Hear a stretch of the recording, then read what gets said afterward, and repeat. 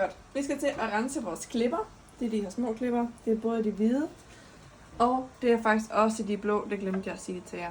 De skal også lige renses. De blå, de ligger heroppe til opladning, og de hvide, de ligger ude i skranken. Det vi skal bruge til at vaske med, det er det her Blade Wash. Det er den, der står her. Og vi hælder den over i den her lille beholder. Så der står Blade Wash.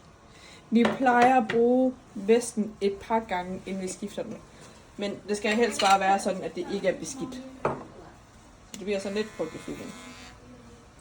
Så har vi vores børster. Vi har sådan en fin tandbørste her.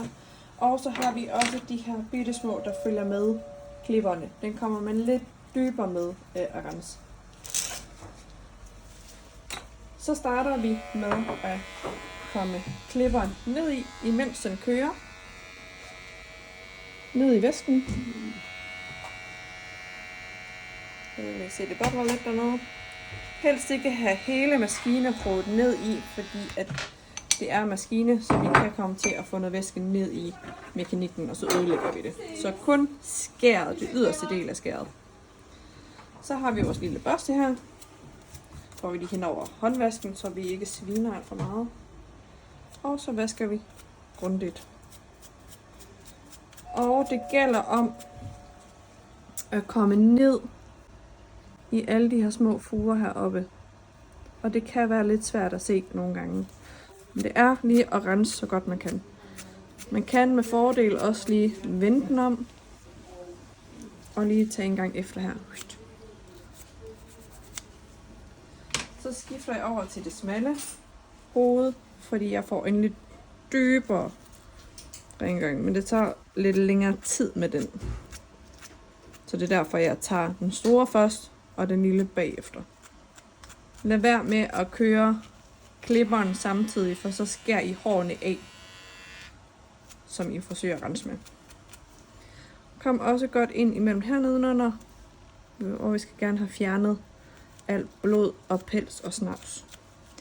Hvis der sidder noget snavs, som I ikke kan få af, og det kan være noget som blod eller lignende, så giver jeg lov til, at I tager en lille bitte smule sæbe. Ikke særlig meget. Lige kommer lidt vand på, for vi skal aktivere sæben.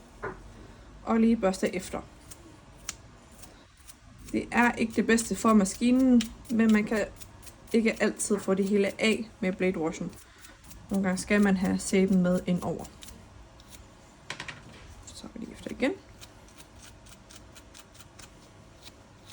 Sådan der. Godt. Så er vi færdige med den del. Så går vi ind i tandrummet. Og vi tager vores klipperspray med. Den her, den sprayer. Hvor det her, det er en olie, de giver det samme. Så det er lige meget, hvad for en egentlig bruger. Vi skal bare bruge en af dem. Så går vi herind.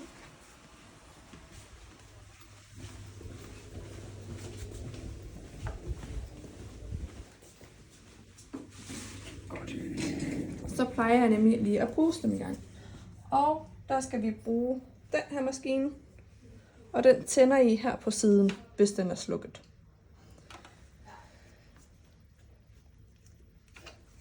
Der er 2 knapper, man kan puste på, eller bruge. Den ene, der er en dråbe, så det vil sige, der kommer vand på. Det er ikke den, I skal bruge. I skal bruge den, hvor der kommer luft ud fra. Så har vi lige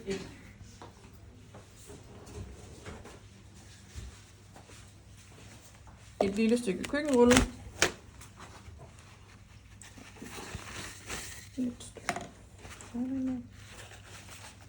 Godt. Og så puster vi simpelthen alt hår og snavs væk. Der vil ofte komme rester, som der gjorde nu her. Der kom lidt rødt eller rust. Og det kan også sagtens være rust, der går ud. Skærene bliver skiftet med mellem jævne rum, men det skal vi nok sørge for.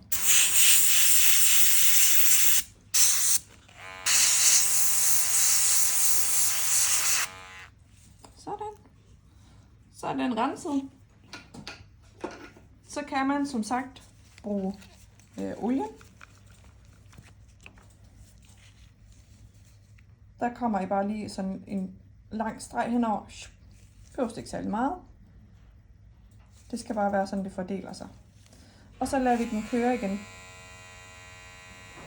Så olien løber ned imellem tænderne. Og sørger for, at skæret er skarpt. Hvis I bruger sprayen, det må I også gerne. Men fordi at, området, hvor vi får vores olie, er noget større, så går jeg typisk over til vasken. Igen for at minimere. Så lader jeg den her køre igen. Og sprayer. Jeg holder hele tiden hovedet nedad.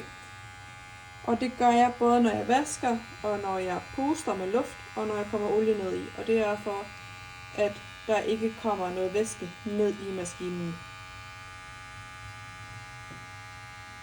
Så fjerner jeg overskydende olie. Og så til sidst tager jeg en vådserviet.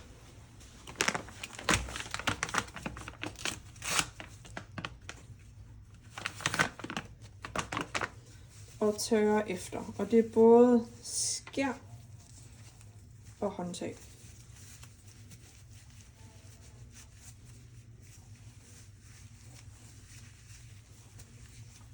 Sådan. Og så kommer den ud i sin opladerstation ude i skranken. Der er ikke faste pladser, så det er bare, hvor der er plads.